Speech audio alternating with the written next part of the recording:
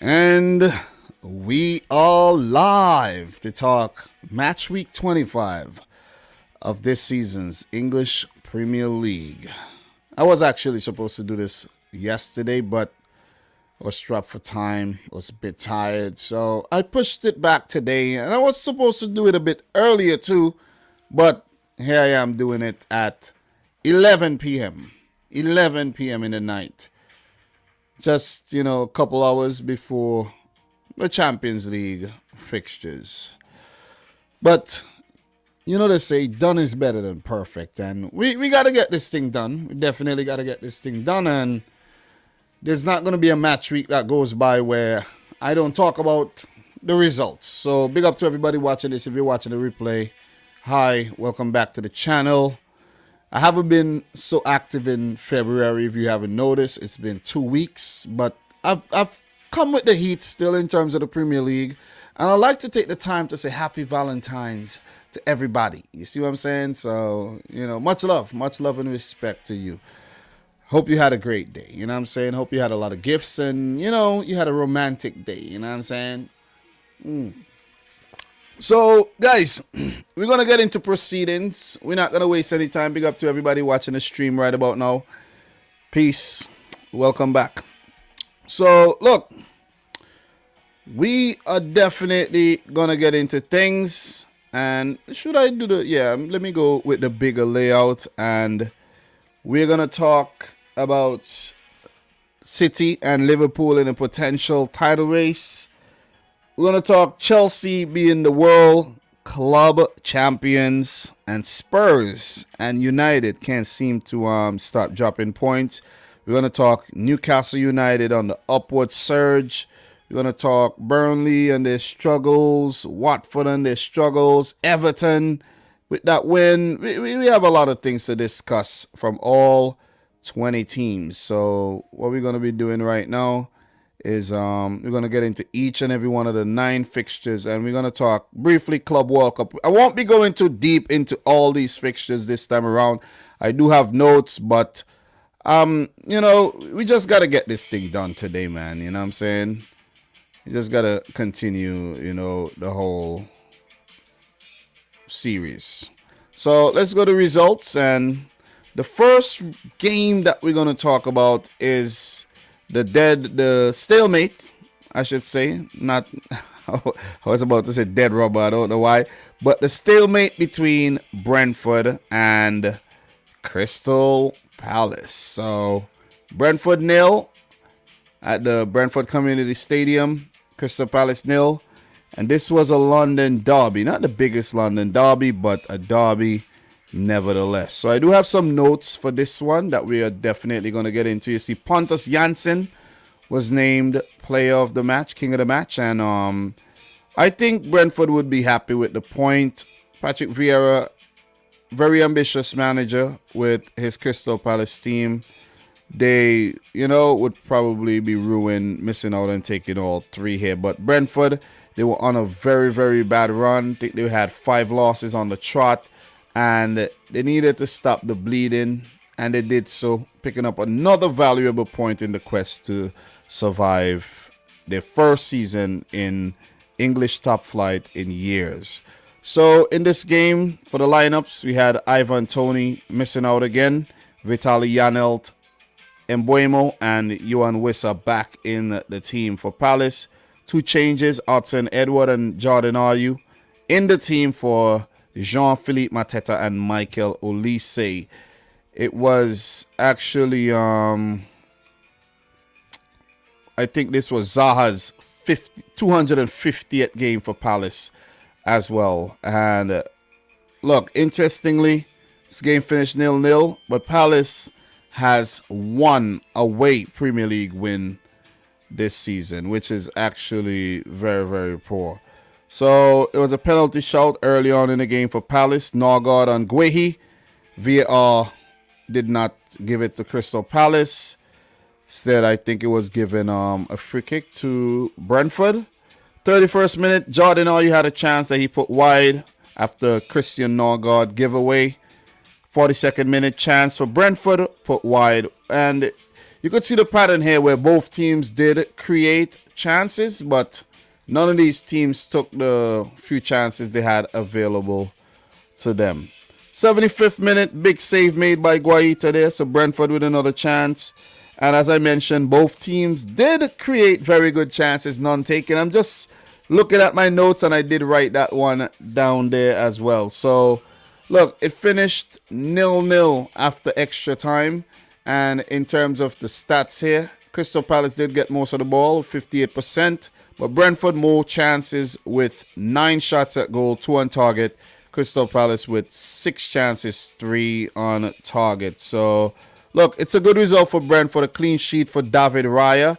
That would do his confidence a whole lot of good. The three-prong centre-back defense of Pinnock, Janssen, and Aya is what Thomas Frank wants, and that's what he got. And he got his players fit again, and his team will look to compete for the next 16 points to actually survive their first season in the Premier League. So for Brentford, as I mentioned, a great result. Stop the bleeding. Vieira would want more than a point, but he would actually take this. So Crystal Palace, they are above Brentford in the table, 13th with 26 points. Both teams are winless in their last 5 matches, with Crystal Palace taking 3 draws and 2 losses. For Brentford, 4 losses and a draw on 24 points. So 13th and 14th in this mini London derby here. So, look, for Brentford, 13 games, 16 points. It is doable. It is definitely doable for Brentford. And for their upcoming fixtures, the next game is against Arsenal, a team they beat already this season. Newcastle United, Norwich, Burnley, Leicester. Listen, if Brentford are to survive, they need to win a couple of those games to get into the 30s. They need to win a few of those games. But it's going to be tough because Newcastle, they're in good form. Norwich, not in bad form right now. And Burnley are scrapping, to survive and are picking up some good draws here and there. So as for Crystal Palace, I think they just might finish 13th in the league like they usually do. They usually finish around that region. Their next game will be another London derby against Chelsea, where they have another one coming up against Watford. Then they meet Burnley. Palace should be fine. They should survive. They should end up getting about 45 points at the end of the season, as Vieira looked to build on what he started. I think he's had a good time in charge of Palace, and he survived the sack. You saw how many sackings happened this season already, and he is still in charge. So got to give it up to Patrick Vieira and Crystal Palace. Not a bad showing, but 0-0 at the end of the day. So that's the first game down. That's that. Guys, make sure you smash the thumbs up button for the live stream. Smash the thumbs up button for the effort. We will talk a bit of Champions League in this one as well, as we look to just keep you guys updated with what's going on in the Prem de la Prem, the best league in the world. Is it? I do think it is the best league in the world. So we are going to keep it moving, and the next game that we're going to talk about, let's talk about the match between Everton and Leeds United. Big up to each and everybody in the chat, man. Appreciate you guys tuning in. Appreciate everybody taking part in the comments right now. Pacharo, Kyrie Dream, Cashew Red, Tony, everybody in the comments right now. Guys, don't be shy. Talk to me if you're watching a replay right now. Leave, something in the comments. Make sure you guys smash up the thumbs up button for the stream. All right, so Everton versus Leeds, man. I think I predicted a draw for this one, which would have been a good result for Everton if you ask me. And it ended in a resounding win for the Toffees. They really needed this. They needed this one. They really, really needed it. I think Frank Lampard needed this one because, new manager, won his first game in charge in the FA Cup, but lost the last one, and it's good to bounce back with a win indeed. So, solid prediction. I did predict Crystal Palace to beat Brentford, however, and I did predict a draw for this one. So I did play it safe with a 1-1 draw. So look, in this game, we had Seamus Coleman in the 10th minute. Michael Keane in the 23rd, set up by Anthony Gordon. And we had Anthony Gordon himself scoring a very fortuitous goal in the 78th minute from a Richarlison shot. I think Anthony Gordon should be the king of the match. Yep, should definitely be the king of the match. He was really good on the day, and Everton do deserve the victory against a struggling Leeds United. So in terms of the lineups, real quick, let's just take a look at the lineups. You scroll down here, you'll see that Dominic Calvert-Lewin started, and he's looking to get back to full fitness. Richarlison, who I said needed to step up, did step up, and should have got a goal of his own. But I think the standout players in the game were the midfielders in Donny van de Beek. He was really, really good, and he's enjoying his new lease on life over in the Everton blue. And he's probably watching Man United fail and chuckling to himself. Anthony Gordon, oh man, this youngster, I think he's a local lad as well, came to the academy. He has been a breath of fresh air for Everton this season. Alex Iwobi had a bright game as well, and so did Allen. Seamus Coleman, oh man, good goal to opening proceedings, scrappy goal. Michael Keane, another scrappy goal as well. And even with their injury problems right now, Everton did step up and pick up a resounding victory over Leeds United. Pickford, solid in goal. Look, Melier, not so much. But for Leeds, you know, it's 6s and 7s you're going to get with them. Players in all different type of positions. You have sometimes Robin Koch playing at defensive midfield. Sometimes he's at centre back. You know, so these guys alternate positions. And I think for Bielsa, it doesn't really, for individuals, doesn't really matter to him. It's just, you know, getting the players out there on the field and, you know, the system. So big setback for Leeds. However, 9th minute, Stuart Dallas had to get subbed off, and he has been one of the most consistent players for Leeds, and that was a big setback right there. The youngster, Hjelde, came on, and he didn't have a bad game himself at all. So the goal came in the 10th minute here. Let's just scroll back up here, the 10th minute, and Coleman headed in. Van de Beek, Anthony Gordon, Calvert-Lewin all involved. Very good team goal. Everton a goal to nil. So in this game, I realized that Everton were playing with a lot more gusto than they had in the previous games. And maybe Frank Lampard just say, hey, man, look, you guys ought to be ashamed of yourself. Look at what you're doing right now. You're basically in a relegation scrap, and you need to get yourselves out of this. You see what I mean? You really need to get out of this. And they go up to 22 points with this win. It was a well-deserved win. They played well enough, but they needed it more than anything else because they were really going through a bad period, man. They were four. How many losses were they on the row? They lost to Newcastle in their previous game. Lost to Aston Villa. Lost to Norwich. They lost to Brighton, and it go back to the last point they got was against Chelsea. So they needed that win badly, man. So it was imperative that they started well, and they did. Picked up that early goal. And the second one came from a corner. Keane headed in from Anthony Gordon's ball into the box there. Brilliant corner by the youngster. Future is definitely bright. 2-0 to Everton. And at that point, when they had went up 2-0, all they needed was to manage the game well. Lampard needed to show, you know, what he's capable of doing. And I think they did a pretty good job. I think they really did a pretty good job. 48th minute, Richarlison had a good chance that was blocked. Melier had to make a big save from a Calvert-Lewin shot.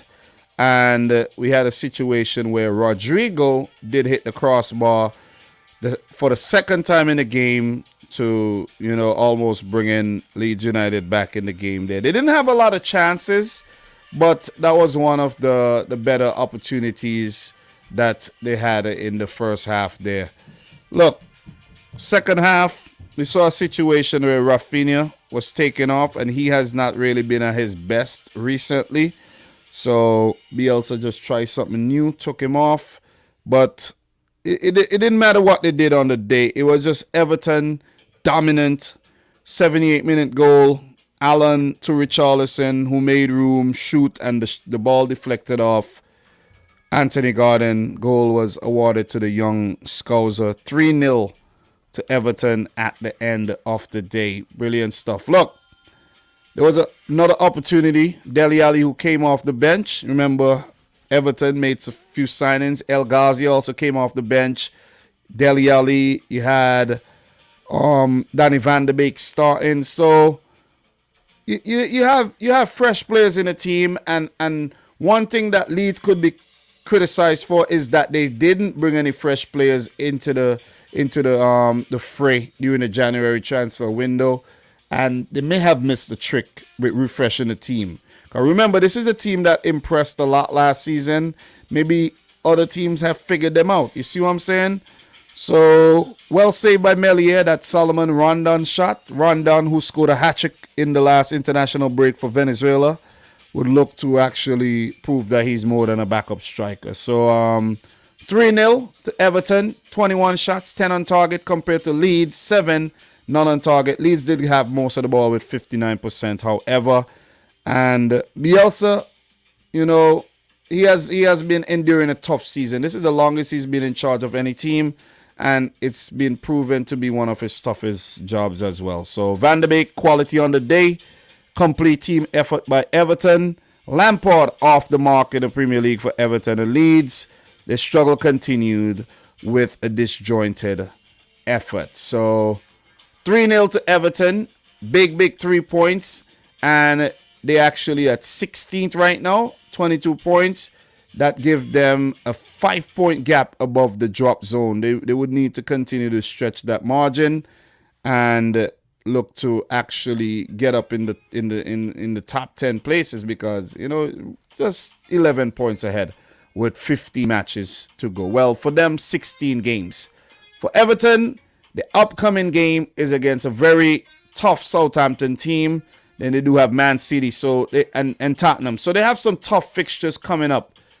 Very, very difficult fixtures. Let's see how they fare in those. For Leeds United, they're one place above Everton in 15th, 23 points. They need a win. They're winless in the last 3. They did win back-to-back games, however, for the first time this season, but they have gone back into somewhat of a slump. Their next game will be, they have some tough games coming up, but look, when you play United, anything could happen, you know what I mean? Then they do have Liverpool, Tottenham, Leicester. So 4 tough matches for Bielsa and his boys. They will look to get something from these matches. It's going to be difficult. So it's my thoughts. Let me know yours in the chat. Big up to each and everybody in the house right about now. Ankit, how are you doing, bro? Congratulations on the Club World Cup win. You guys are champions of Europe, champions of the world, and you ought to be proud of yourselves. You know what I'm saying? Not so proud of the Premier League effort this, so far, but you're in the Carabao Cup final, and you're still in the Champions League. You're still in the FA Cup, and there's a lot you could win this season. You won what? You did win the Super Cup as well. So you guys are in a very good spot right about now. But guys, what we're gonna be doing? We're gonna keep it moving. Definitely gonna keep it moving. Let's move on to Watford 0, Brighton and Hove Albion 2. Neil Maupay, player of the match, king of the match, and Neil Maupay, with his goal in the 44th minute, did match Glenn Murray for the top scorer in Brighton's Premier League history, where they're a new Premier League team as well. So 26 goals for Glenn Murray, 26 goals for Neil Maupay, as he gave Brighton the lead there, and Adam Webster to put the icing on the cake in the 83rd minute. They had youngster, former Chelsea man Tariq Lamptey with the assist for the Neil Maupay goals. So, look, I did predict a win here for Brighton as they continue to impress. As for Watford, their slump definitely continues under a new manager in Roy Hodgson. So, Look, maybe Watford are getting everything they deserve, seeing that they just like to sack managers. They don't have any pity for managers. They don't have any respect for these managers. They just keep hiring and sacking, hiring and sacking. And let's see if Roy Hodgson would last until the end of the season. So in terms of lineups here, man, Ishmael Assar on the bench. That was the most notable thing there for Watford. And for Brighton and Hove Albion, I think they put out this team with the Manchester United game that's coming up later on today for some of you, tomorrow for me, in mind. So for Brighton and Hove Albion, they actually had, you take a look at the lineups here, and mainly the substitutes. You see Trossard on the bench. He's recovering from some illness. You have Alexis McAllister, Yves Bissouma especially in mind for that Manchester United game, I think. Steven Alzate, Solly March, all these guys, Moses Caicedo doing well with Ecuador. These guys could definitely be involved in the Manchester United game. Danny Welbeck, Neil Maupay up top, Jakob Moda, who had a bright game, just need to take his chances. Cucurella and Lamptey running up the flanks, Gross and Lallana. A bit of, quality in the midfield with Dunk, Webster, and Veltman at the back. Robert Sanchez, an up-and-coming quality goalkeeper there. For Watford, look, new signings in Hassane, Kamara, Samir, Kayambe. Musa Sissoko has played, I think, every minute this season for Watford. And without doing anything major, you know what I'm saying? Josh King and Emmanuel Dennis up top back in the team. So Saw came off the bench, of course, later on. Watford are in a very bad spot. Christian Kabasele back on the bench for them. João Pedro. So look, Watford are in a bad spot right now. They had a chance in the 7th minute for Brighton. Jakob Moda shot saved by the 38-year-old Ben Foster, who's been doing a very good job in goal. And Neil Maupay had a shot saved in the 10th. Another good effort there. Great work by Ben Foster. Bright start by Brighton. You know, I know the words rhyme, but still, very, very bright start. Watford had a free kick in the 27th minute, a good opportunity to take the lead after Dennis was brought down, but wasted opportunity there. So at that moment, at time in the game, around the half-hour mark, Ben Foster definitely the more busier of the two goalkeepers, as Brighton, looked to take the lead, which they did do in the 44th minute.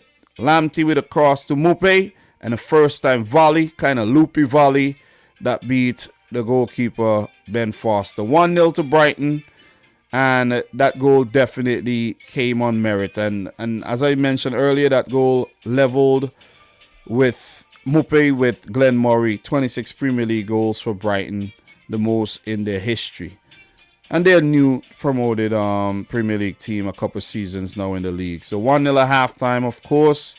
64th minute, Emmanuel Dennis did hit the ball for Watford. So they did have their chances.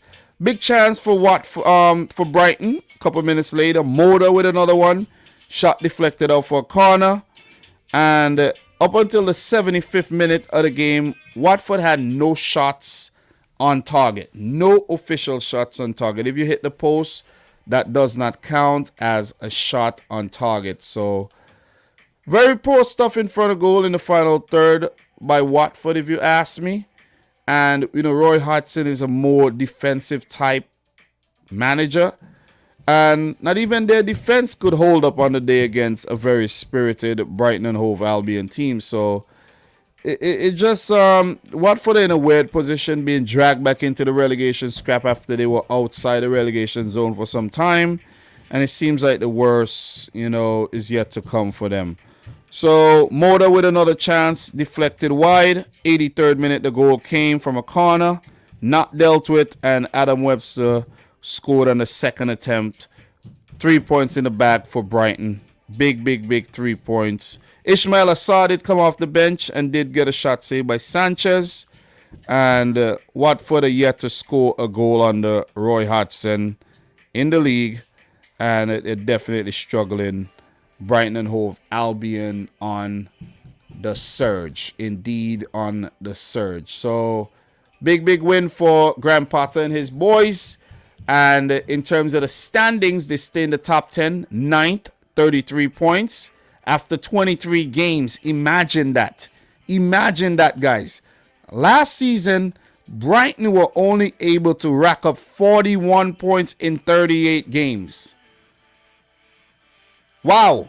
They're still draw kings of the league. We're not going to act like they're not still draw kings of the league, because they are, right? They do have 12 draws, and that's more than every team in the league. One more than Southampton and Crystal Palace.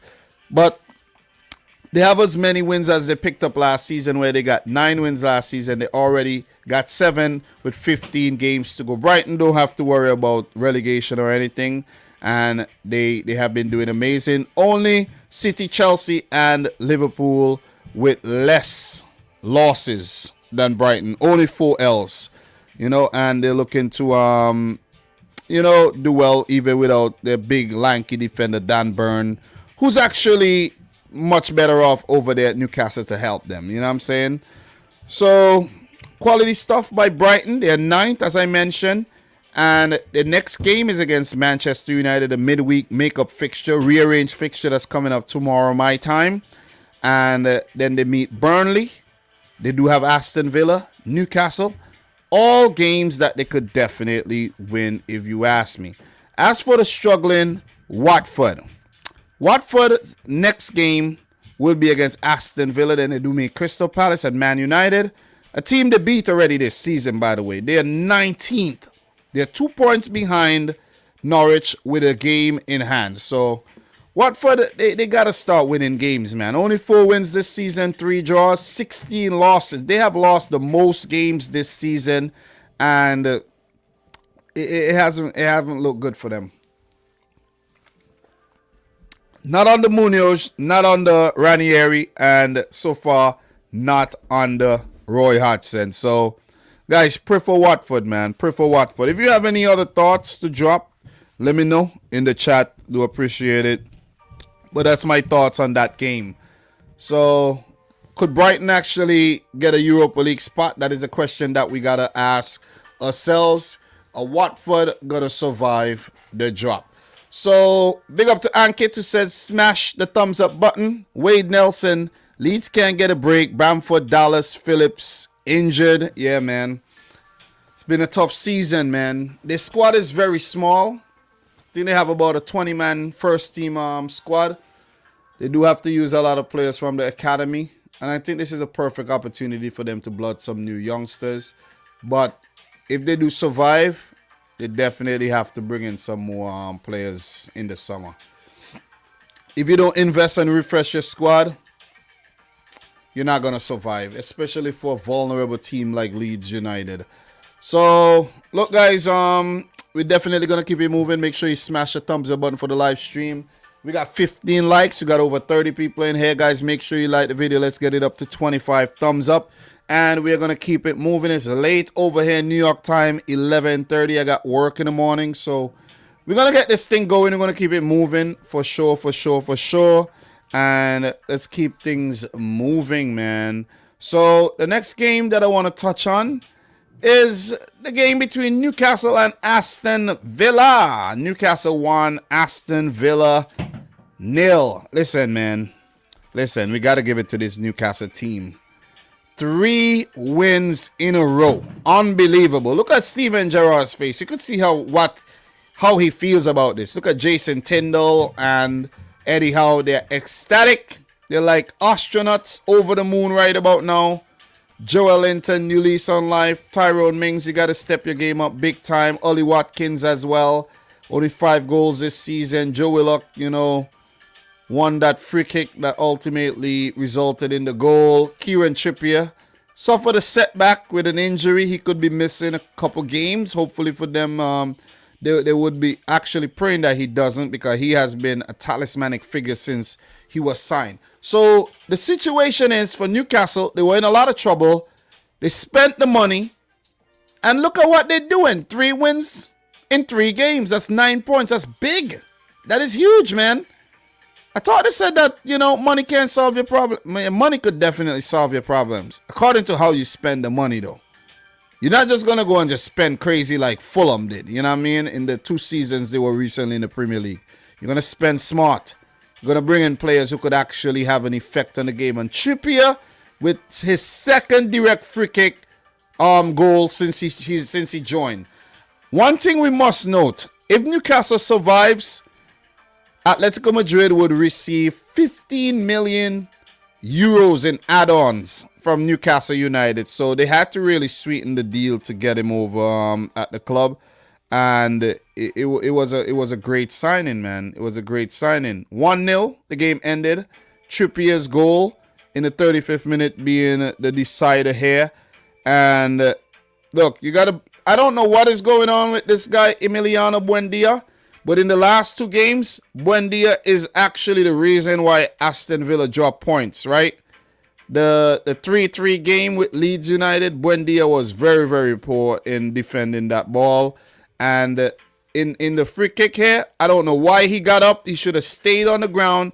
He actually got up and helped the ball past Dubravka in goal. So, not Dubravka, Emi Martinez, pardon me. I don't know what he was thinking, but he actually helped that ball get into the back of the net there. But Dan Burn started his first game for Newcastle. He is a former, well, he was a boyhood Newcastle fan.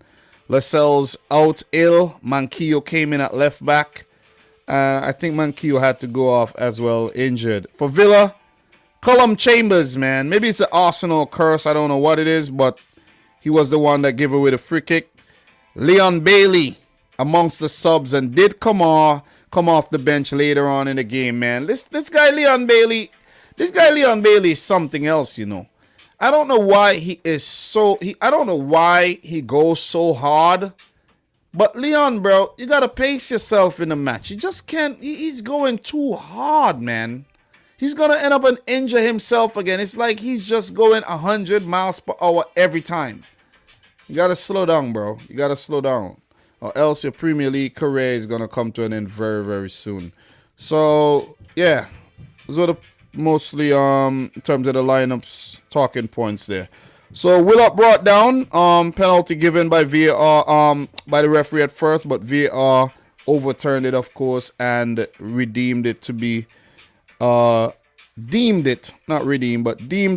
free kick. Callum Chambers with the foul. Trippier stepped up, and of course, you know, the rest is history, as they say. And the goal came in the 35th minute there. So that was the only game with the goal of the game. Arsenal written all over that play. Willock, a former Arsenal man. Callum Chambers, a former Arsenal man. Both involved. And Trippier with the goal. Brilliant stuff, man. Brilliant stuff. So we had a situation here where Fabian Schär did get banged up. Manquillo and Trippier also were replaced in the game by Paul Dummett and Emil Kraft. So Newcastle, you know what I mean, they did suffer some casualties here, you know, but at the end of the day, the victory would have felt really, really good. But it wasn't without sacrifice at all. So they'll be hoping that they get these players fit and ready to go for the next game. Ollie Watkins did score an equalizer, but it was called offside, and on VAR review, that was a very, very close one. And I did make a note that Ollie Watkins needs to step his game up. Only 5 goals this season, and he had a really good season last year, but not so much this season. So Leon Bailey, Danny Ings, and Carney. Chuck Womaker was brought off the bench, so Steven Gerrard basically threw the kitchen sink at it to no avail. 1-0 to Newcastle, 3 wins on the bounce, and look, 4 points above the drop zone, which is absolutely phenomenal for a team that struggled for such a long time and were winless up to just the other day, you know what I'm saying? So another talking point, Bruno Guimaraes brought off the bench again for about 5 minutes, and did see him swap shirt with Douglas Luiz there. And, you know, first match, he featured in a couple minutes, and now a couple minutes. So they're just easing him into things. And with the injuries suffered from, you know, a few players, we could see him being involved pretty soon. So big win, man. Big win for the richest club in world football, as they look to survive the drop. They look like they were in a lot of trouble, but it seems like things are definitely on the up, man. Money spent in the winter, and the results follow thereafter. So 3 points, 9 out of 9. Brilliant stuff. How are they gonna survive? Seems like Eddie Howe and Jason Tyndall are gonna be the men to make it happen. And guys like Dan Burn and Chris Wood yet to come off the mark, but still, playing an influential role. And of course, Kieran Trippier, Bruno Guimaraes, and co. So, big 3 points for Newcastle. I didn't predict them to win this game. I think I predicted a draw for this match. So, yeah, didn't get it right, but still, I played it safe. For Newcastle, who are in 17th with a 4-point gap between themselves and Norwich, and Newcastle do have a game in hand, unbeaten in their last 5 matches, which is very, very important, man. Very important. Very, very important. And those games are 1-0 against Aston Villa, 3-1 against Everton, 1-0 against Leeds, 1-1 to Watford. You go all the way back to the 1-1 draw against Manchester United that started this whole thing. So got to give it up to United, man. Definitely. Always in the news for the wrong reasons. So for Newcastle, the next game is a key one. That's against West Ham United. Then they do have Brentford, Brighton. Games that they could definitely win. They need to keep picking up these points, man. It is imperative that they pick up the points. So, look, for Aston Villa, they have been, somewhat indifferent in terms of their form, where they only had 1 win in their last 5, 2 draws, and 2 losses. And they need to improve. 27 points after 23 games, 12 losses, 8 wins, 3 draws. They need to improve. They need to draw some of these games. They're losing way too many games, in my opinion. Look, the next game will be against Watford. That's a game that they could definitely use to bounce back in. Then they do have Brighton, Southampton, West Ham, Arsenal. They do have some nice fixtures coming up that they have to definitely take advantage of. So, look, Aston Villa would be fine. For Newcastle, they keep picking up points, they will be fine as well. But I don't think Steven Gerrard and Aston Villa would want to settle on just being fine. They would actually want to compete for some European places as well. So big up to each and everybody in the chat right now. Make sure you guys smash up the thumbs up button for the live stream. Do appreciate everybody tuning in, man. Jack Zeldin. Great signings by Newcastle. Happy for the Geordies, man. Wade Nelson, Dom, what you were saying about Sterling, you called him out. Pep sat him down for a few games and now he's back. Yeah, sometimes that's what you need, man. Players need to be called out. They need to be put under pressure and they need to be exposed for them to realize that they haven't been performing. And now look at Sterling, man. Since December, he's been on absolute fire, man. And, coming up to score a hat-trick there. We're going to talk about that pretty soon. We still have to talk Liverpool, Burnley, City, Norwich, and the title race, of course. But what we're going to be doing, let's talk a bit about Tottenham and their loss against Wolverhampton Wanderers here. I didn't actually watch this game. I chose to watch 2 other games while this one was going on. I just didn't feel like watching Spurs, to be honest. And they lose yet another match. That's the first time that Antonio Conte have lost 3 in a row for 12 years now. So it's unprecedented stuff by Antonio Conte and even unprecedented stuff by Spurs, who's not being too bad on the Conte. And this is just mind-boggling how they lost the last 3 matches, to be honest. It just haven't been good enough. You see what I'm saying? Kane going back in a slump. Teams going through a transition right now under new manager, getting rid of some players in the January, bringing in a few, just favoring his own players that fit his system. So the loss coming against Wolves, 3-2 against Southampton, and a 2-0 loss against Chelsea, following, I think, a 7-game unbeaten streak by Antonio Conte and Tottenham. So, look, this is not the form you want to exhibit when you competing for a Champions League spot. It ain't at all. It definitely ain't. So, look, in terms of the lineups, Rodrigo Bentancur started his first game for Tottenham. Dougherty came up against his old team. No Hybia in the midfield, and Ryan Sessegnon actually started. Look, it was some terrible defending by Tottenham, man. They were responsible for their own undoing in this game. Terrible defending. Wolves, they did the right things. They got rewarded.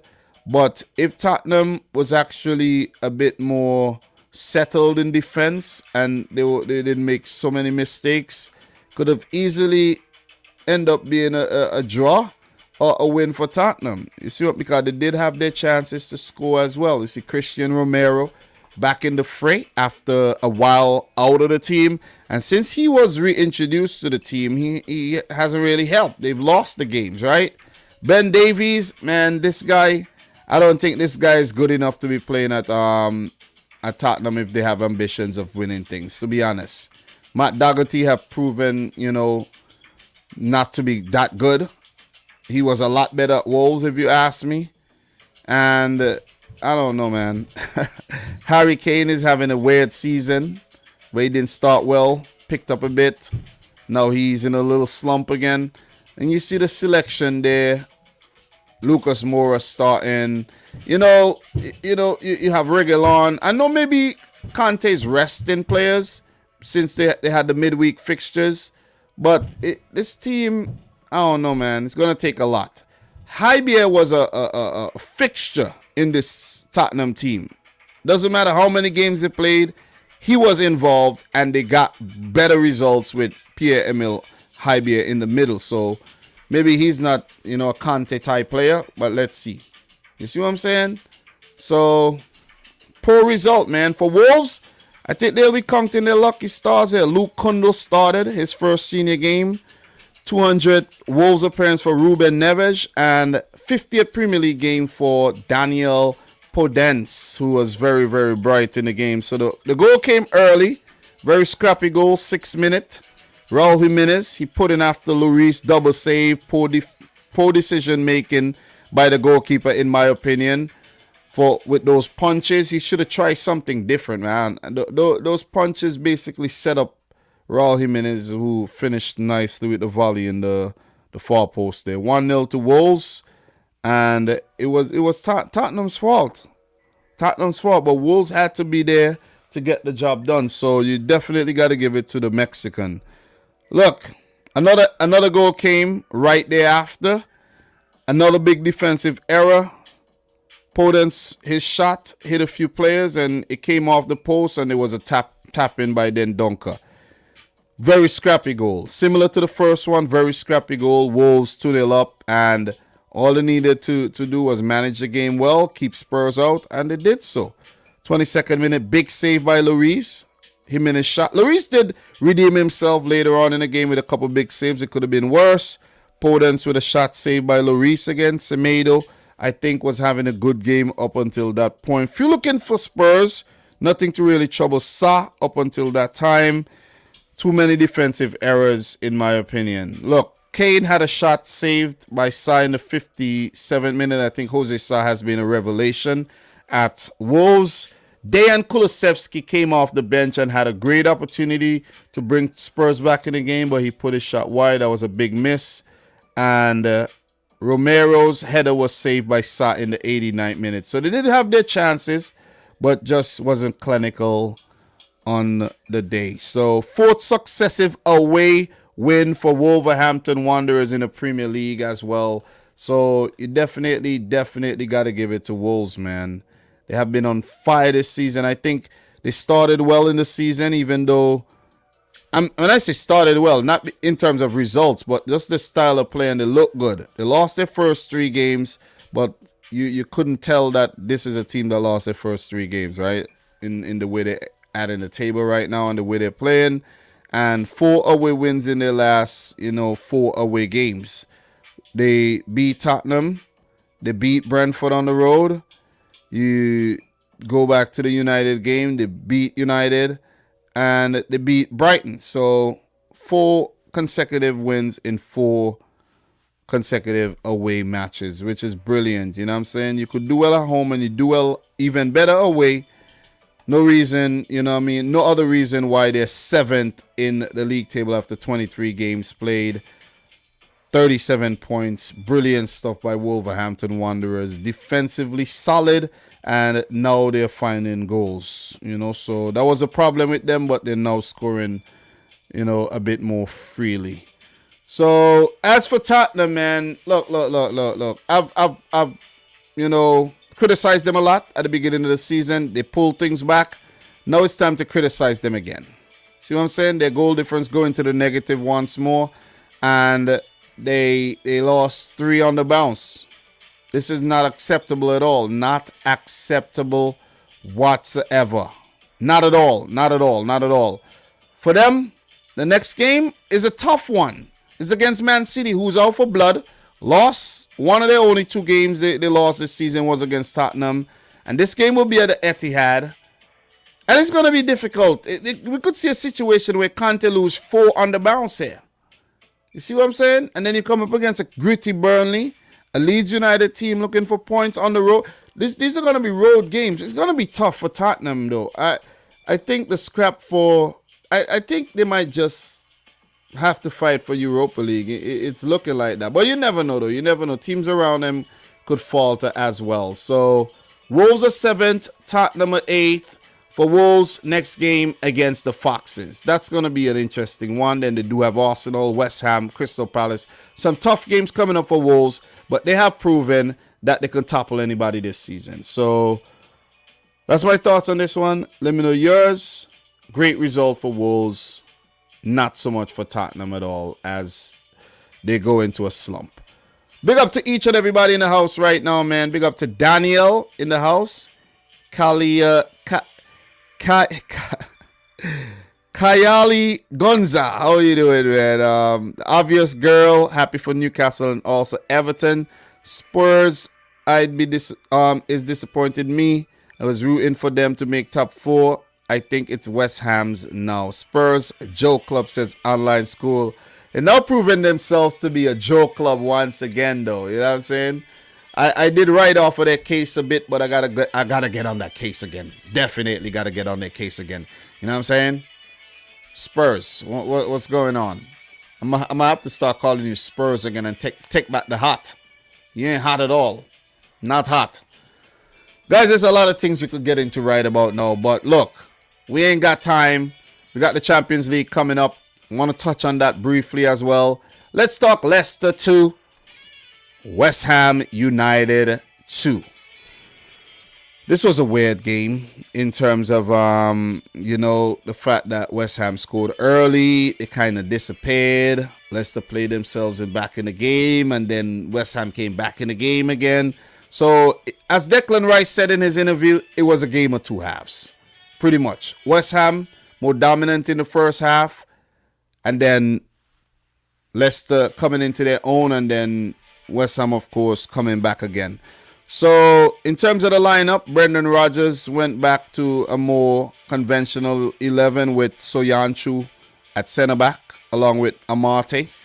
And Ndidi went back into the midfield. Ricardo Pereira, who did score in the game, started along with Harvey Barnes and Yuri Tielemans, who will not sign a new contract at Leicester City. So, look for him maybe joining Manchester City, Liverpool, a club outside of England. Who knows? Who knows where he'll go, man? He's a quality player, has a bright future. Been playing for Anderlecht in the Champions League since he was about 16. I could remember this kid like long time ago. You know what I mean? In the mid-2010s. Playing in the purple of Anderlecht. So, yeah, Jared Bowen, king of the match. I did mention him in the preview as a player to watch. And I did mention that he should be in the England team. And now I'm hearing a lot of people agreeing with me, saying that he should be in the England team. He deserves it on merit, man. Above guys like Jadon Sancho for sure. Let's keep that one 100%, you know what I'm saying? Kurt Zuma, who was ill throughout the day, pulled out. during the warm-up, Issa Diop came in and pulled off a really good assist for the Jared Bowen goal. Fornals and Lanzini start the game. So, talk about the goal. 10th minute.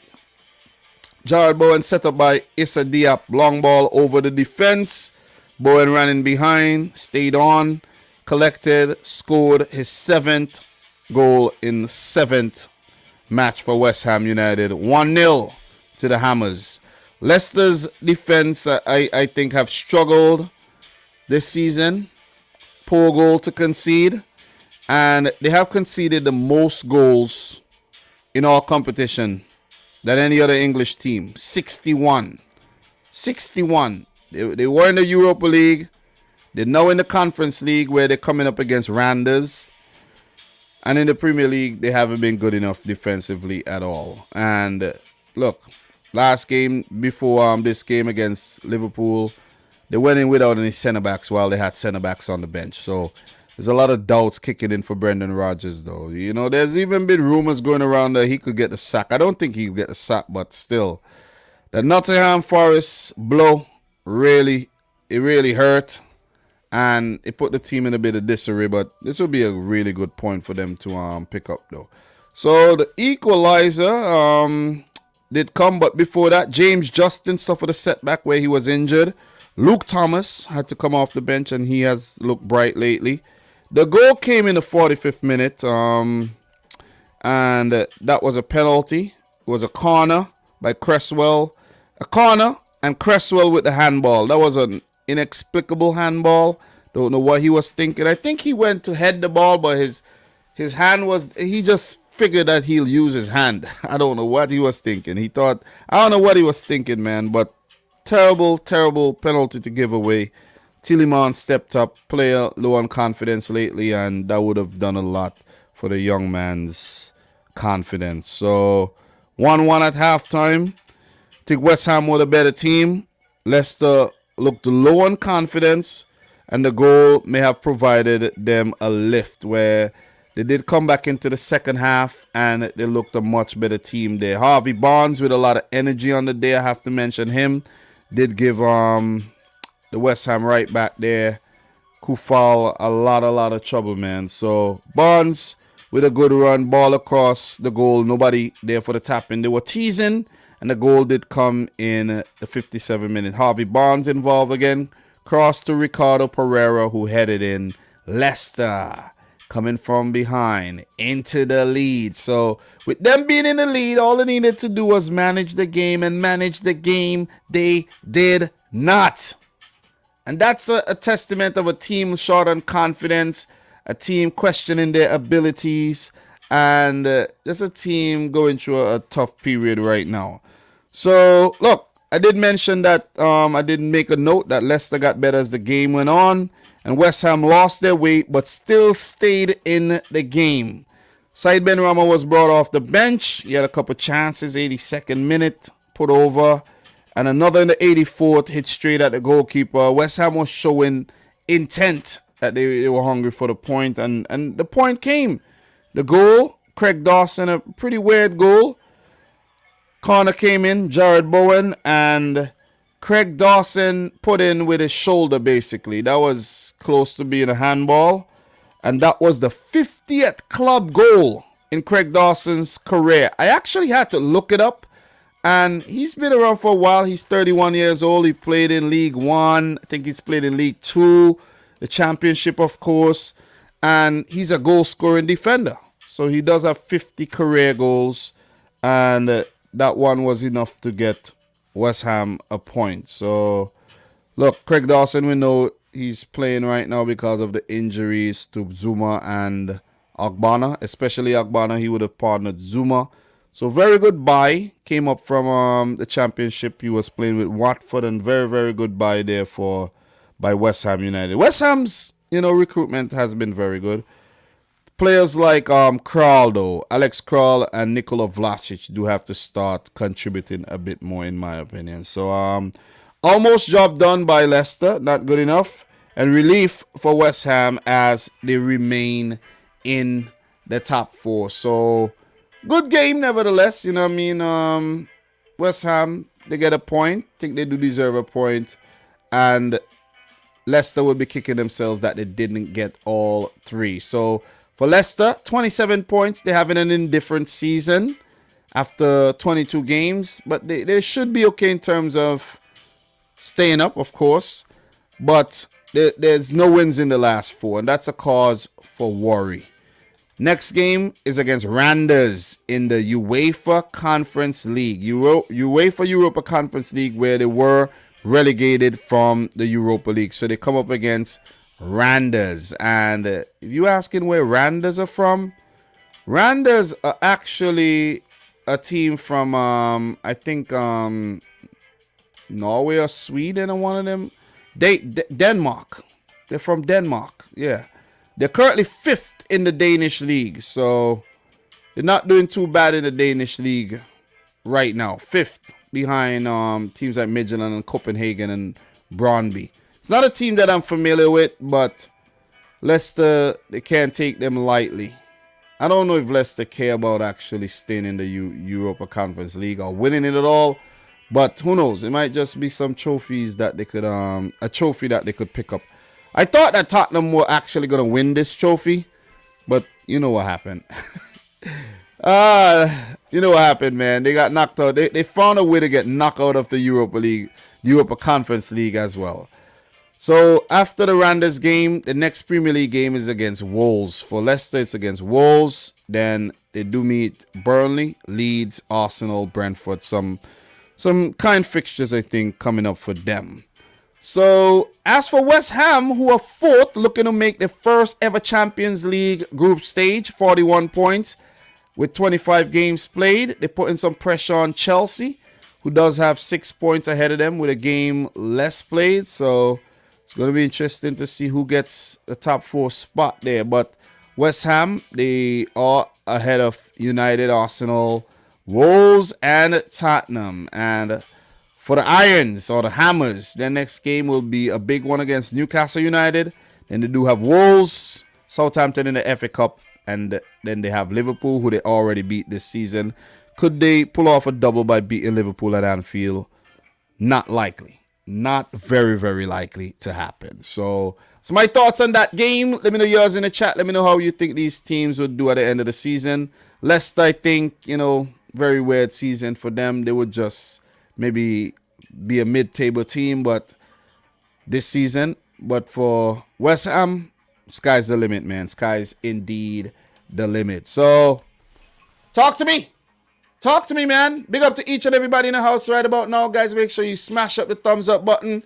You know I had to come and make sure I get this done. Match week 25, the roundup, talking all fixtures played, the 9, and we will talk a bit about Chelsea winning the Club World Cup as well.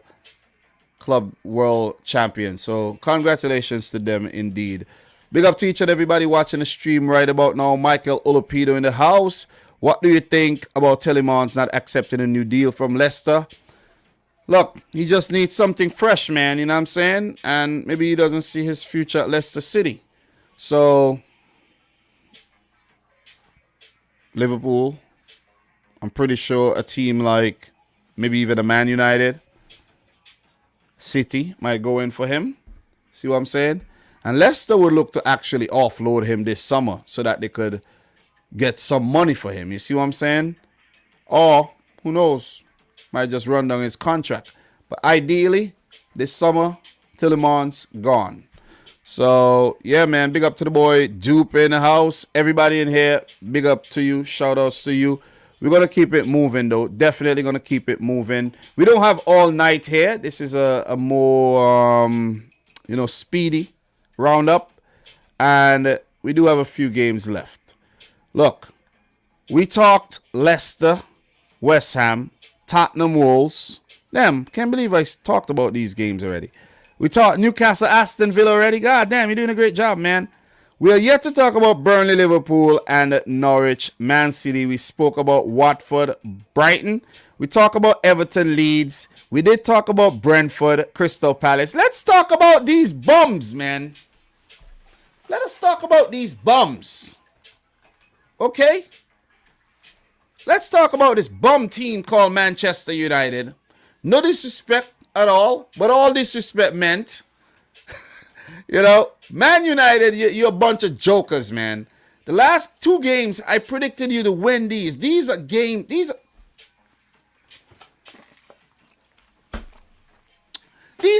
games.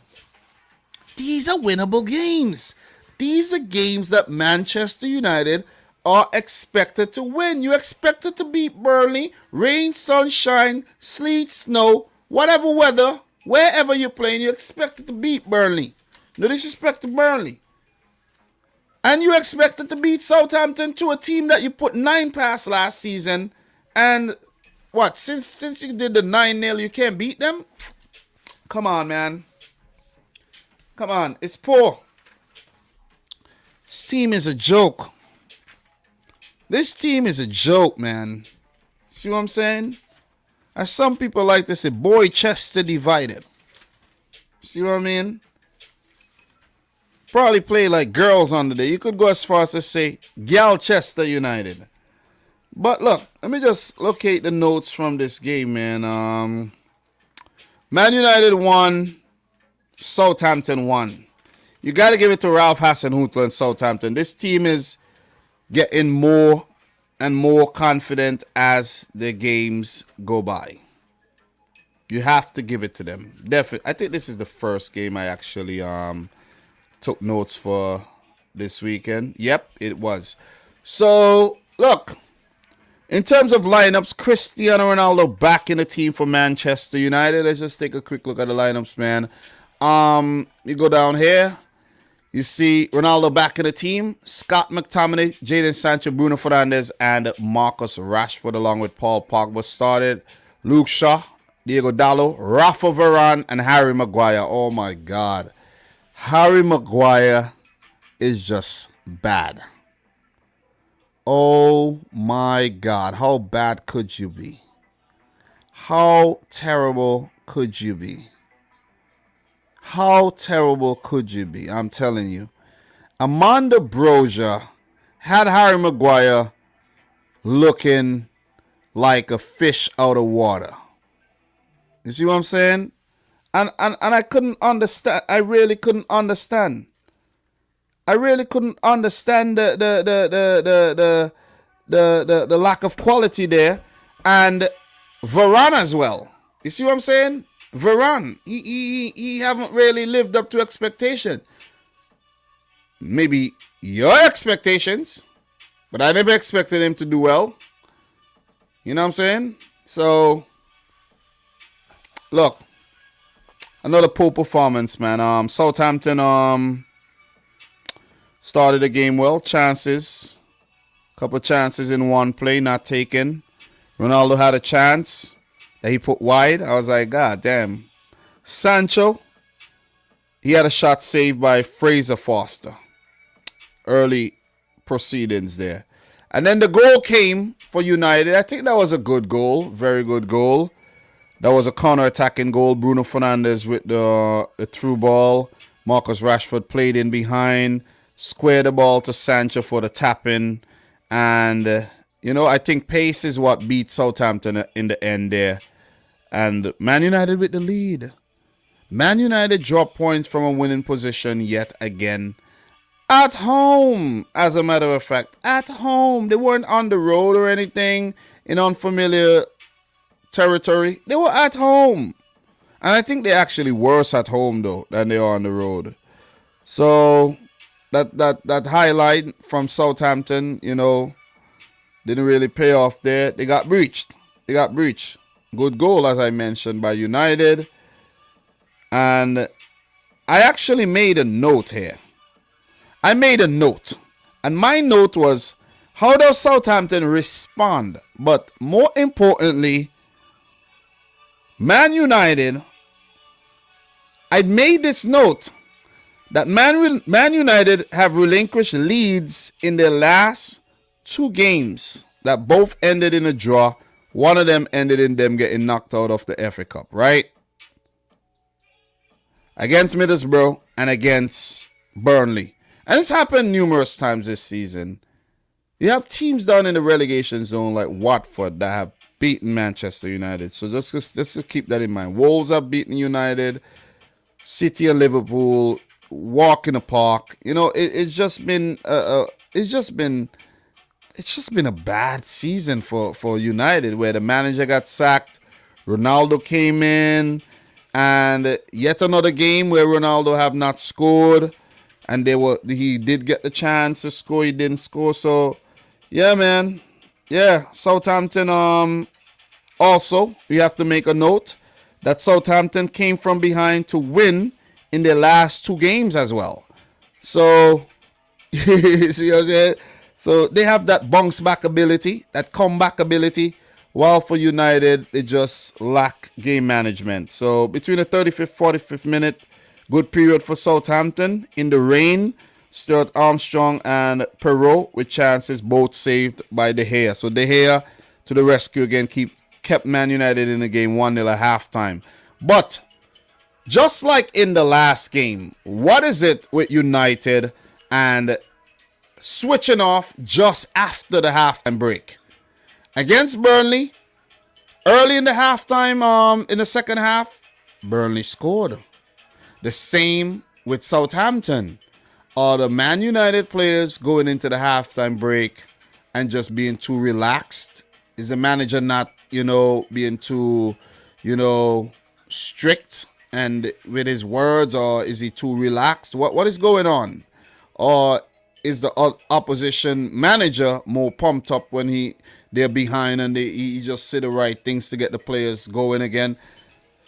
Because United picked apart very, very easily. Very, very easily. The way this goal was scored, with Elliot Newsey setting up Che Adams, opening his body, putting it in the far post, off the inside of the post in the back of the net. That was a brilliant goal. Gotta give it to Che Adams. I'd also like to make a note that it's because what actually helped Che Adams' game too is him being called up to the Scottish national team. I think it definitely helped his confidence, regain his confidence, and he's been on fire for Scotland as they look to qualify for the World Cup for the first time since 1998. So Che Adams, man, you know what I mean? He had a poor first season in the Premier League. He did, catch up later on in that season. But we could remember that the goal he scored against Manchester United. That was a good goal, but Manchester City, so pretty good stuff. And look, before I forget to mention, Southampton for the first time go unbeaten in the same season against both United and City. So this is the first time they go unbeaten against the Manchester clubs, which is absolutely brilliant. I think what is it? 1-1 in both games? In all the games, 1-1, if I'm not mistaken. So yeah, man. So Adams with the equalizer there. And it was pretty much deja vu for both teams, you know what I'm saying? And look, I did make a note what was said at halftime. What was said at halftime. And United, it's just a sad team, man. It's just a sad team. I don't know what's gonna save this team. Bringing in Pochettino, I don't think is the answer. I don't know. As David De Gea recently said, he think the team might be cursed. The team might just be cursed, man. Somebody put a hex on United. So look, Man United did get a free kick, 57th minute, big save with his foot by Fraser Forster. Harry Maguire with the chance there. I think Harry Maguire has actually been better in the final third than in his defensive third, if you ask me. Cristiano Ronaldo did have a chance, saved by Fraser Forster. Fraser Forster. I do get mixed up with Ben Foster and Fraser Forster all the time. And that was in the 61st minute. Dollar with the follow-up also saved too. Chance for Stuart Armstrong that was put wide. Too much power in the 65th minute. And I did make a note that in the 67th minute, how easy Southampton was getting behind the Manchester United defense. I think Oriol Romeo had a big game. Kyle Walker-Peters, yet another quality outing for him. And Armando Broja was commanding. As soon as I made the note of how commanding Broja was, look, he got past Maguire and there was a shout for penalty not given. But the way he got past Harry Maguire, it was just shameful, man. Serious, it was just by ease. And this is a player who was playing in Chelsea's academy very recently. You see what I'm saying? And Maguire ought to be ashamed of his damn self. Seriously, man. So United, 93rd minute, did get a free kick. Maguire with a header, well saved by Fraser Forster once again, a big chance. So Fraser Forster indeed kept Southampton in the hunt and eventually earned them a point in this game. 70,000 disappointed fans at Old Trafford once again as the game ended in a 1-1 draw. And look, Southampton with only one defeat in their last 10 games, which is absolutely dumb if you think about it, because they were having kind of a poor season and they have pulled their season back together. Points dropped from a winning position for Man United again. And for Southampton, as I mentioned, the first time that they go unbeaten versus both Manchester clubs in the same season. So, look, I think it's a deserved point for Southampton. When United score, I knew they would concede. I just knew it. You got to get that second goal, man. And if that second goal keep eluding you, you leave the possibility of anything happening. And Southampton got their goal. James Ward-Prowse, I think, wasn't the best in the game like the previous match against Spurs. But he did play a different role where, you know, it was more of a scrap in the midfield. He didn't get enough time on the ball, and the few deliveries that he had, they weren't top-notch on the day. So United dropped more points, Spurs dropped more points, and this is a very big talking point because these teams definitely do have ambitions of getting top 4 football and to be in the Champions League next season. United, they're still in the hunt. They have 40 points. Tottenham still in the hunt as well, have a few games in hand. They do have 36 points. So, yeah, it's not a lost cause for these teams. The season, it's winding down, but it's still a lot to go. Still a lot of games to go. 13 for most teams. There's few teams with 14, 15, 16 games left to go. So, in terms of Spurs and their next fixture, it's against Manchester City. Going to be tough. Why am I talking Spurs? I don't know why I'm talking Spurs. I'm not supposed to be talking Spurs anymore. I'm just stuck on Spurs, right? For United, who are currently in 5th position on 40 points. I don't know why I went back to talking about Spurs. It's late. But their next game is against Brighton, and that's coming up tomorrow. I'm hoping that they lose that game. If I have to make a prediction based on merit right now, Brighton should pick up a point or a win in this game. I'm not confident of United getting a victory here. And then they do have Leeds United. Next week, their Champions League game is coming up where they do face Atletico Madrid at the Wanda Metropolitano. And even though Atletico Madrid are not in great form right now, it'll be hard for United to topple them. And then Man United do have Watford, a team that have beaten them this season. And then the Manchester Derby. I don't know why am I saying London. The Manchester Derby coming up against Manchester City on March 6th. So that's what's coming up for Manchester United. They just might end up getting top 4 football. I hope they don't. I hope they end up playing Europa League or even the Europa Conference League next season, if I'm being completely real. So for Southampton, they're 10th right now, 29 points. Brilliant stuff. They've been in very, very good form. And when I say good form, I mean good form, man. 1-1 against United, 3-2 against Spurs, 2-1 against Coventry, the 1-1 draw against City. The blemish came against Wolves, a 3-1 loss, but a 4-1 win over Brentford, a 3-2 win over Swansea, a 1-1 draw against Spurs in the league, and a 3-2 win there. 3-2 win against West Ham and a 2-2 draw against Crystal Palace.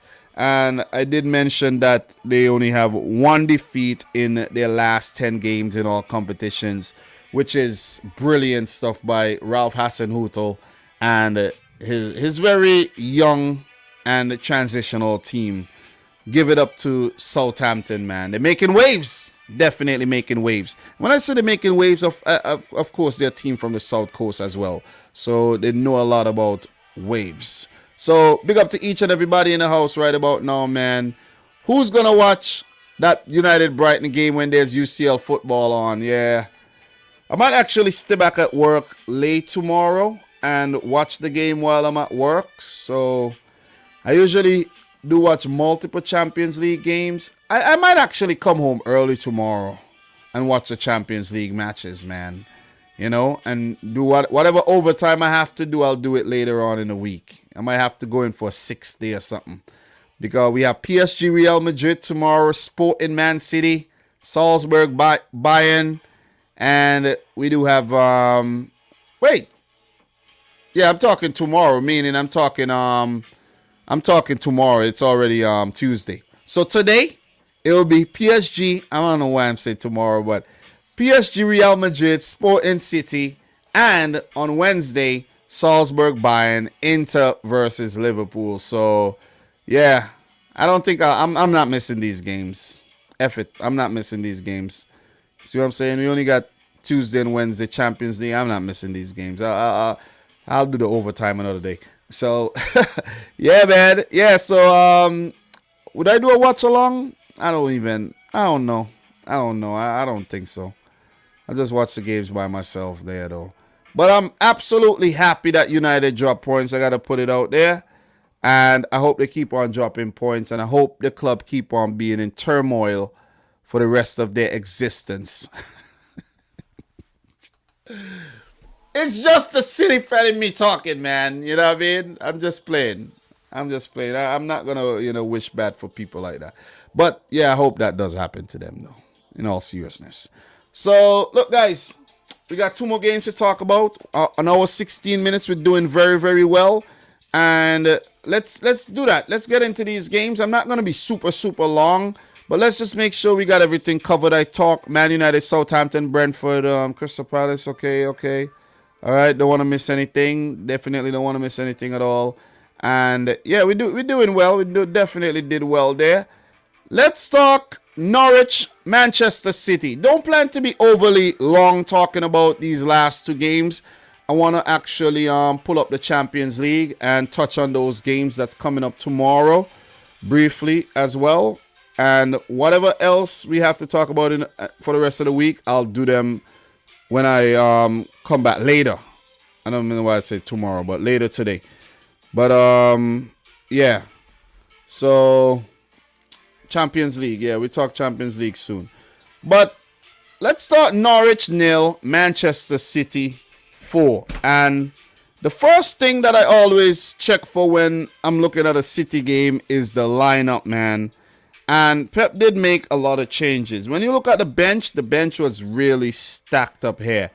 And at first, we didn't look too good because the game started and Norwich were on the front foot. Norwich looked really good, man. Josh Sargent came in for Norwich. He's been in good form since he had that baby. But City made 5 changes. Kevin De Bruyne, Rodri, Laporte, Cancelo, and John Stones all dropped to the bench, while Fernandinho, Nathan Ake, Kyle Walker, Zinchenko, and Ilkay Gundogan in. Keke made the bench and actually made his Premier League debut, so that was a nice sight. James McAtee and Liam Delap also featured off the bench, where Liam Delap won a penalty late in the game. So I didn't like the starting 11. I'm going to put it out there. I was like, whoa, Pep, you underestimating this Norwich team.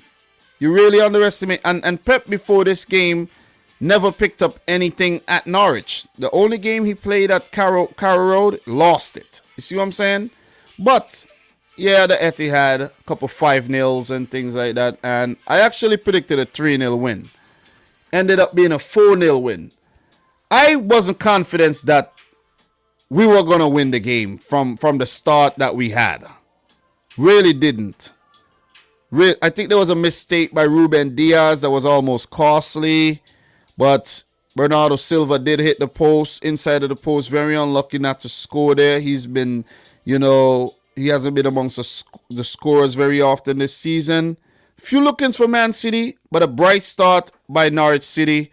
And as I mentioned, the 11 that Pep fielded, It's not the strongest possible 11, and I wanted the strongest possible 11.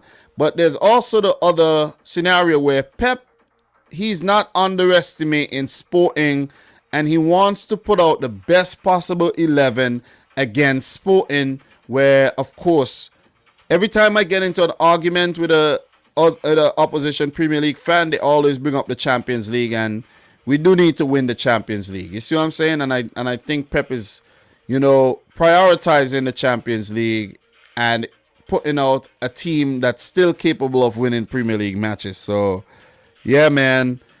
Grant Hanley, 18th minute header onto the cross, the upright. I thought Edison saved it, but Edison didn't even touch the ball. That was very close. And Sterling did get a chance in the 25th minute. Zinchenko with the square. Sterling side foot straight to Angus Gunn, the former City goalkeeper. Good energy by Norwich, and I was actually questioning how long could they keep that energy up for. And of course, it's already been proven, not very long. Not very long. They were starting to get outplayed, and the goal came in the 31st minute there, Raheem Sterling. It was a very good strike by Kyle Walker, and very good strike by Sterling, pardon me. Good run by Walker and the cross, and Sterling did the rest. Max Aarons actually failed to clear the ball, and you could actually put that as a defensive error there. And Sterling got it and curled it into the far post. That was a brilliant goal, man. This is what I want to see from Raheem Sterling. He has matured, and that opening goal was indeed sublime, and it definitely calmed the nerves of many nervous City fans who thought that Norwich would have actually got something from the game. 34th minute, Mahrez with a right-footed shot saved by Gunn. Strong finish to the first half by Manchester City for sure. 1-0 at the break. The second goal came in the 48th minute. Phil Foden, very scrappy goal, but it was Sterling to Gundogan, and the square caused a lot of chaos in the box. Great work by Foden. Great footwork to, pull the ball back within his grasp. And on the second attempt, he put it in. Hanley couldn't keep it out. Goal line technology awarded a goal. Big Philly style with the second. And Nathan Ake did get a couple chances. I think Ake had a very, very good game, and I love to see that Pep actually rotated, and it worked out pretty well, man. These guys getting minutes under their belt, miles in their legs. Zinchenko, Ake comes to mind, Fernandinho as well. And City began to, put their dominance over the game. Sterling did get that goal. Foden with the ball from the short corner. The cross into the box by Foden. Diaz headed across goal with the assist. Sterling there to tap it in for 3 goals to 0. At that point, the game was pretty much won. Pep reverted to his his bench and started bringing on the youngsters. McAtee first, then Delap and Keiki, the young Brazilian who has a bright future, making his Premier League debut there. 89th minute, Liam Delap was taken down, I think by Hanley, and he was sandwiched by Hanley and another player. Penalty given. Sterling stepped up. Penalty saved by Gunn. And Sterling put in with his left to complete the perfect hat-trick. Play of the match, of course. And City held on for the 4-0 win. So, look, Man City have definitely picked up 43 out of a possible 45 available points. That's 14 wins and a draw. 41 goals in the process, 8 conceded. And there has been 16 different goal scorers this season for Manchester City. And that's more goals than Norwich have scored altogether. So another dominant and quality performance by the league leaders, the defending champions, the team that needs to win a Champions League for everybody to give them the damn respect and credit they deserve. Manchester City, best team in England right now. Best team in Europe, if you ask me. But nah, Chelsea's the best team in the world. They won the Club World Cup, you know what I'm saying? They got the accolade. Let's give it to them. Let's not get too ahead of ourselves here, man. But look, City grew with confidence as the game went by, and Norwich waned. Are they going to survive? Are the Canaries going to survive? It's going to be hard. It's going to be hard for them to survive. They did have a very good November, poor December, great January, good start to February, but it seems like, things could take a turn for the worse where they are winless in their last two after winning back-to-back games. 17 points. Newcastle developing a kind of gap between themselves and Norwich right now. Everton could get in form. So Leeds United do have 6 points ahead of so teams ahead of them are pulling away right about now. And for Norwich, things are not going to get easier at all, where their next game is against the mighty Reds of Liverpool. And then they have the informed Southampton, 6-pointer, not really, between themselves and Brentford, two newly promoted teams. Leeds, yeah, it's going to be rough, man. It is going to be rough. If we do an assessment of if Norwich will survive or not, we would most likely come to the conclusion that they will not. But look, anything could happen, man. They do still have quite a few games left to play, 14 to be exact, and 17 points. They need to win at least 7 of those games, man. Could they get 7 wins out of... Would they win half of the remaining games? Look, they only won 4 out of the 24 games that they played so far. So, I don't know if they could win 50% of the remaining games, man. You see what I'm saying? So, I won't put my money on Norwich surviving the drop this season. As for Manchester City, who are 63 points after 25 matches played, they still do have 13 matches left. And it means that City could still get a maximum of 102 points, which is absolutely ridiculous. I think it will take upwards of 90 points to win the league, because you have Liverpool on your heels and they're playing well. They have bolstered their team as well. We could still have a title race on our hands where City do have 63 points. Liverpool, they have 54. That's only a 9-point gap, with Liverpool having a game in hand. They win that game against Leeds United. That's only 6. Liverpool plays City sometime in April, I think. So if it comes down to the wire, it's going to be a fun one to watch. It is going to be a fun one to watch. But could Liverpool go to the Etihad and win? I doubt. Man City should go on to win the league. If Pep Guardiola does not win the league from here, we're going to sack him. City plays Sporting later today in the Champions League. Champions! And then they do have Tottenham on the weekend.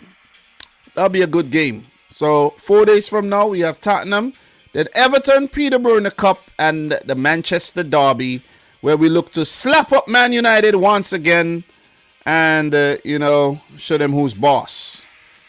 Paint Manchester blue indeed. So that's my thoughts. Guys, what are your thoughts on Manchester City? Drew P is asking if I go hunting. No, I just like the gear, man. I just like the gear. 5 Premier League hat-trick. I think he has 6 now. Big up to Robert Robinson in the house. Wade Nelson. City dominance continues. Big up to everybody in the house right about now, man. Big up to you. Hope you're feeling okay. Smash up the thumbs up button, guys. We need 14 more thumbs up to get to 50, okay? We have 60 plus people in here. We have 1 game left. Okay, we've been doing well. 1 game left to talk about. Okay? Please smash the thumbs up button. We need to get to 50 thumbs up. We need 50. I have to talk about Liverpool, the last game for today. Guys, smash up the thumbs up button, man. Come on, it's the least you could do. It's the least you could do, man. See what I mean? It's the least you could do. You know what? In the meantime, while you guys smash the thumbs up button, let me get these empty water bottles off my table and do a little bit of housework here. Smash up the thumbs up button in the meantime, man. I don't have all night. But I'll have all night for you guys to like the video. Alright, so I need to get myself a new bottle of water. Alright. Come on, we need 10 more likes. 10 more. Hit it. Refreshing, refreshing. But let's go though. Let's go. Let's go. All jokes aside, let's go. Burnley 0, Liverpool 1 by the skin of their teeth. You should say. Fabinho in the 40th minute. Take a look at the lineups for this game. One change made by Burnley. McNeil. Actually, I think McNeil dropped to the bench, if I'm not mistaken. And Aaron Lennon came in. McNeil did feature later on in the game off the bench. And that was the only change. Aaron Lennon with his 400th Premier League match. For Liverpool, Sadio Mane started. Naby Keita as well as Salah. Jordan Henderson in. Diego Jota, Luis Diaz, and Curtis Jones all dropped to the bench. So, star-studded lineup put out by Jurgen Klopp. Firmino, Mane, Salah, the trio linking back up. Henderson, Naby Keita, Fabinho. Fullback partnership of Trent Alexander-Arnold and Andy Robertson and Virgil van Dijk with Joel Matip, Alisson, their savior. Lord and Savior Alisson in goal. Look, Burnley, I think, started this game very brightly. And I think where Burnley missed the trick, Burnley could have actually got a... Burnley actually, with the performance that they put out there, should have got a point from this game. In the wind and the rain, they should have got a point, right? But the efforts went in vain. Look, you have to take your chances when you're playing against teams like Liverpool and Manchester City. Okay? Or else they will punish you. And I think when Liverpool scored, that was against the run of play. I wasn't even expecting Liverpool to get a goal then and there. Right? I wasn't expecting it. They got the goal. Wout Weghorst, the new signing, the Dutchman, was very wasteful, man. I don't know if he was nervous that he was on the same field with Salah and Mane and Van Dijk and Cole. You know what I mean? I don't know. But he just kept missing these really good chances, though. Brownhill with a good shot, saved by Alisson. Corner, good move. Good start by the home team. Slow start by Liverpool. Keita with a shot saved by Pope. Good save. 22nd minute, another chance for Burnley. Weghorst with a miss.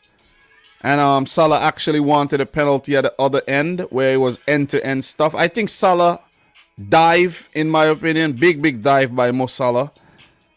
You need to stop. Definitely need to quit it. 28th minute, another chance for Burnley. J. Rodriguez, man. The ball smothered by Alisson. And... It was just poor in the final third by Burnley at the first half hour of the game. They had about 3 to 4 chances, didn't take any. Free kick, Sadio Mane had a chance saved by Nick Pope. Weghorst with a chance that put wide, big miss. Burnley should have been 2-0 up, in my opinion, after 31 minutes.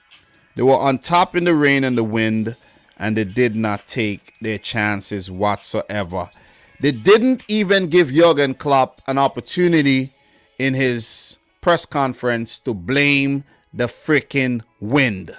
You see what I'm saying? Because I know that's what Klopp would have went on and said. The goal did come in the 40th minute. It was actually, I think it was Ben Mee. Ben Mee with the clearance. Trent Alexander-Arnold took the free kick. Mane flick on with a header at the near post. Fabinho with his initial shot saved, and the second ball put in by Fabinho. Look, if you're not gonna, I've been saying this a lot lately. If you don't win the first ball, okay, fine. But if you don't win the second one, and then the third, come on, you're gonna get punished.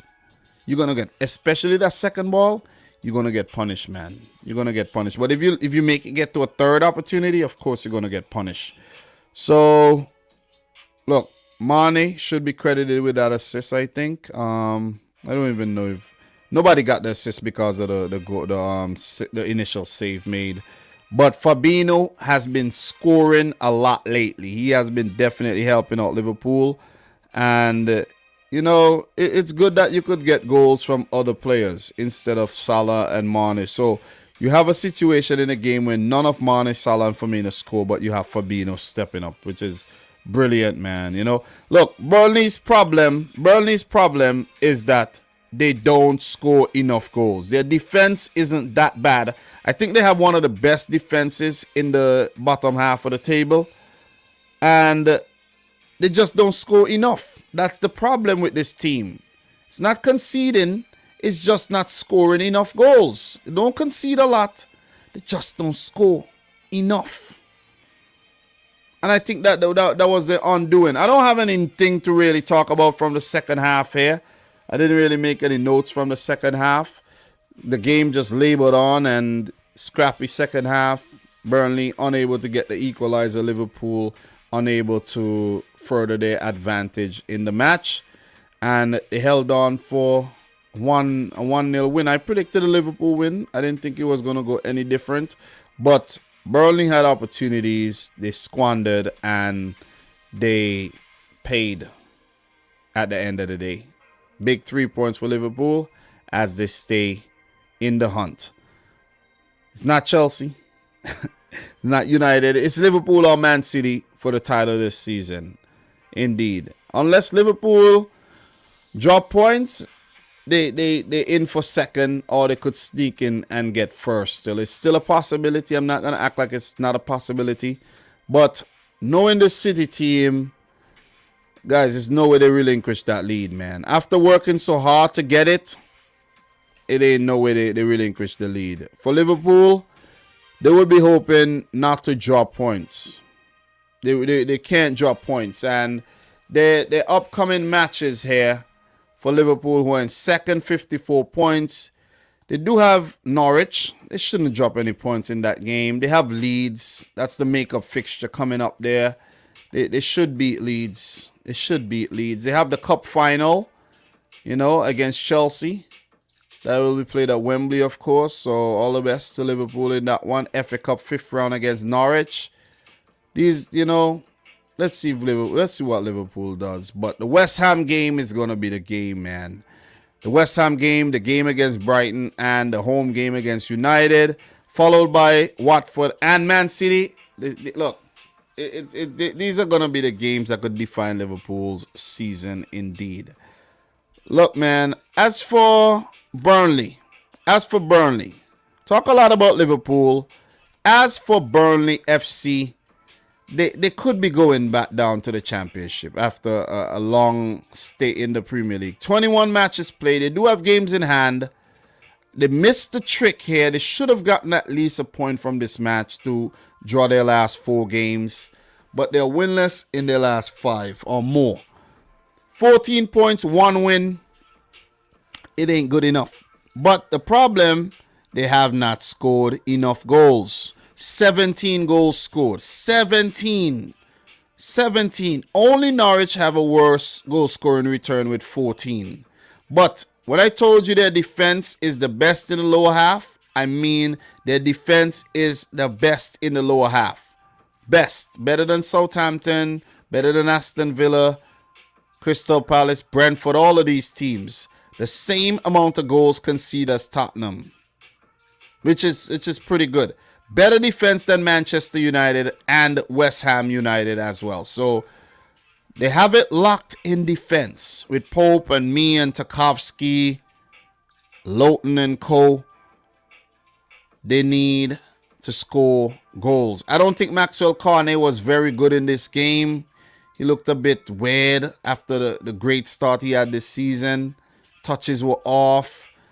I don't know, man. I don't know what's going to save Burnley this season, though. But it's going to take a whole big effort for them to survive their drop. For them, what's coming up? Brighton. Oh, man. Brighton, Tottenham. It's going to be tough, man. It is going to be tough. They're the team that are more likely to scrap it out and get something. But look, as Mike is saying, Burnley are done. And thank God I hate them so much. And the anti-football style. So, yeah, man. It's going to be hard. It is going to be hard. So, look, guys. It's 12:39 a.m. local time. What I'm going to do really quick, is I'm going to actually head on over to the Champions League website, and we're going to talk a bit of Champions League. We have 2 matches coming up today. I don't want to be too long because it's currently late, and I have to go and get some rest to go to work tomorrow. It's going to be another busy day for me, and I know it might be a busy day for some of you guys as well, but I know for sure for me it's going to be a busy day. All right, so let's just do this really quick, and let's go. Let's bring up the Champions League. What we're going to do is not use the Premier League background, but we are going to personalize it with our own Champions League background, of course. And we're going to talk Champions League. Okay, we're going to talk the games today and the games coming up tomorrow.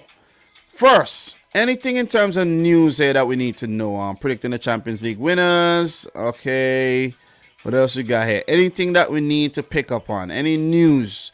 Inter suffer blow before Liverpool Champions League clash. What happened here? Did Lautaro pick up an injury? Did Lautaro pick up an injury? Who we got?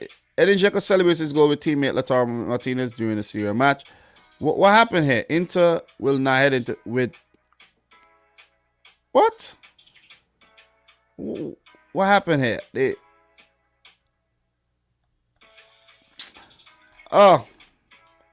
suffer blow? What do you mean? What blow?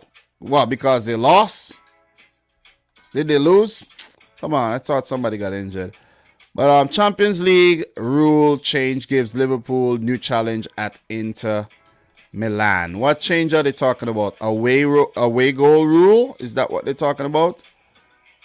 Oh, before we do move on, guys, one thing I am yet to talk about. Before I forget, I do have it in the headlines.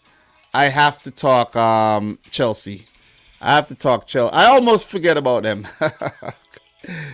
I almost forget about you guys, Chelsea, man. But look, man, congratulations to Chelsea. You see the fireworks on screen right now. Brilliant stuff by Google. Great gesture. And we go to the Club World Cup where Chelsea defeated Al Hilal a goal to nil in the semi-final there. Romelu Lukaku with the goal in the 32nd minute. And we had Al Ali beat Al Hilal 4-0 in the third place playoff there. Monterrey beat Al Jazeera. Monterrey back again in 3-1 there in the fifth place match. But the final is what we want to talk about. I did watch some highlights. You got to give it to Palmeiras for actually sticking, you know what I mean, staying in the tie and putting up a good fight. I got to give it to them. Took the game to 120 minutes. Lukaku in the 54th minute. Rafael Veiga in the 64th from the penalty spot. And he had Kai Havertz in the penalty in the 117th minute. And Luan got sent off there the 126th minute of the game.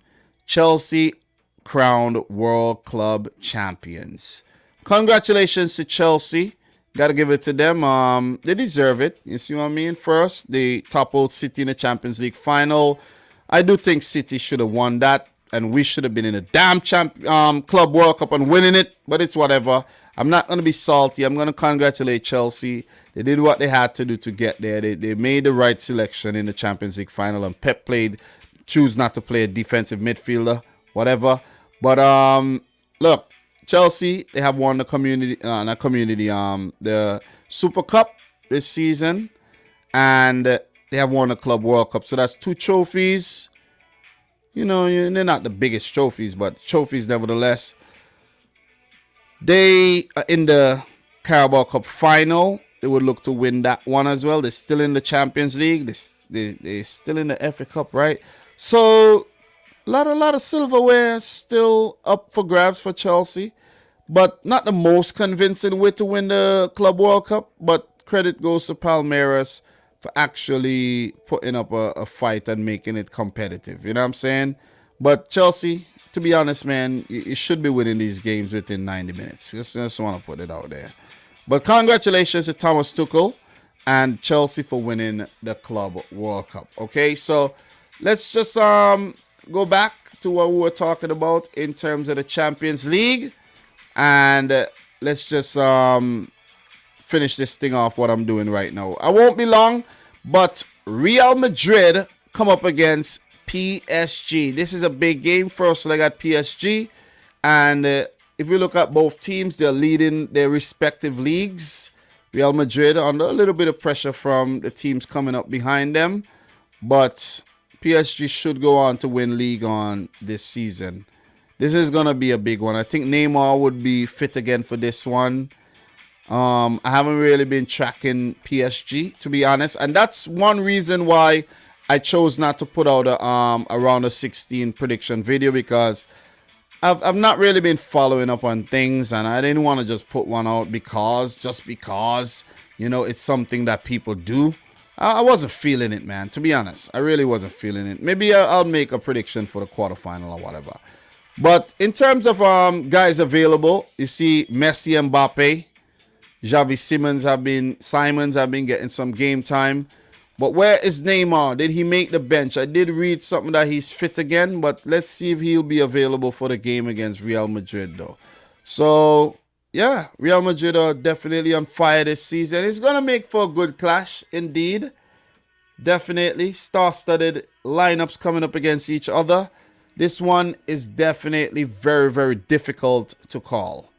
The Real Madrid PSG tie is difficult, very, very difficult to call.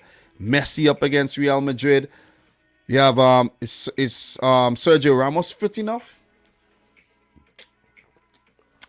Let me see. I didn't even check to see if Sergio Ramos played in that last game there.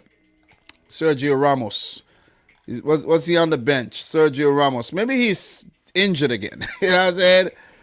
But it'll be interesting to see if he features in the second leg at least, though. So this one is going to be a hard one to call.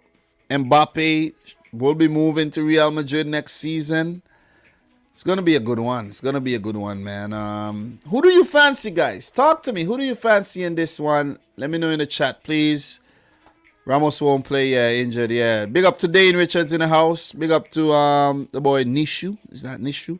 The performance was trash, but we won, which mattered the most. Indeed, indeed. Big up to Mike. Peace out, man. Enjoy your day. Enjoy your day, indeed. Look, don't want to be super long, but this one is hard to call, man. I don't even know what to pick for this one.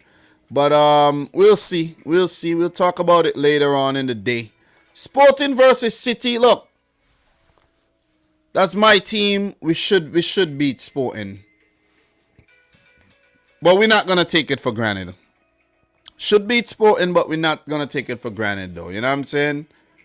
But PSG or Real Madrid, this is a big match in the round of 16.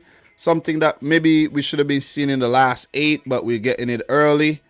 And you got to be grateful for everything you get. So, Sporting City should win this one. For PSG versus Real Madrid, damn, that one is hard to call. But let's play it safe and go for a draw here. A 1-1 draw. Salzburg versus Bayern coming up tomorrow. Could Salzburg be of any harm to Bayern? Yeah, they could, because Bayern just lost to Bochum. Horrible loss. You know what I'm saying? So Salzburg would actually look to, you know, mirror that performance. But the thing is, Bayern wounded, and they will be very dangerous to come up against. So I do fancy Bayern Munich getting the better of Salzburg here. And maybe a convincing win. Maybe by 3-1. Maybe a late consolation goal there for Salzburg. But do not take the Austrian team lightly at all. And the game coming up there, Inter versus Liverpool. Inter, top of the Serie A the last time I checked. And maybe they have relinquished that top spot by now. Let's just take a quick look and see what Inter are doing in terms of the Serie. Yep, they definitely relinquished the top spot. They do have a game in hand. They lost the top spot to their rivals Milan. So, yeah.